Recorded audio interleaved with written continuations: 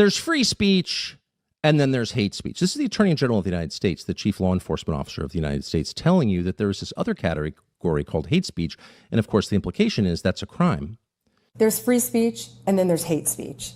It's been noted in the past couple of days, Charlie was a free speech champion. Absolutely, he was. And I pray that that's his legacy.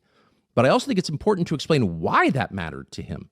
It was not abstract in any sense. It was central. It was the core. Because consider what it means if you don't respect free speech, which is another way of saying free conscience, the right of other people to make up their own minds about the basic questions of what is right or wrong and to express their views on those issues. I don't acknowledge that you have the right to come to your own conclusion is another way of saying I don't acknowledge that you're a human being. It's dark. There's nothing darker than that. But for a lot of people, particularly those who are just repeating what they think they should say or responding to the momentary rage of the moment,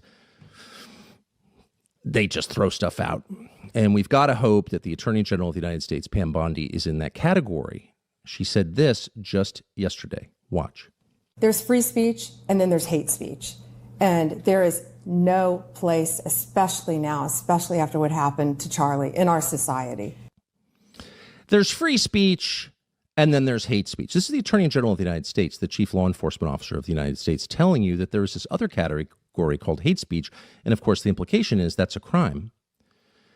There's almost no sentence that Charlie Kirk, and I'm not running the risk of appropriating his memory for my own ends by saying this, it's provable.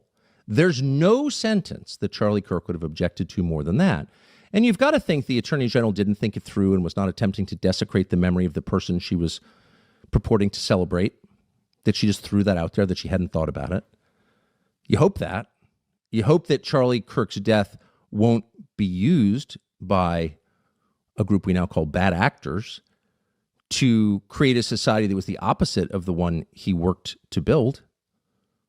You hope that. You hope that a year from now, the turmoil we're seeing in the aftermath of his murder won't be leveraged to bring hate speech laws to this country.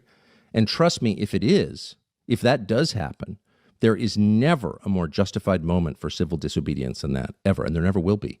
Because if they can tell you what to say, they're telling you what to think. There is nothing they can't do to you because they don't consider you human.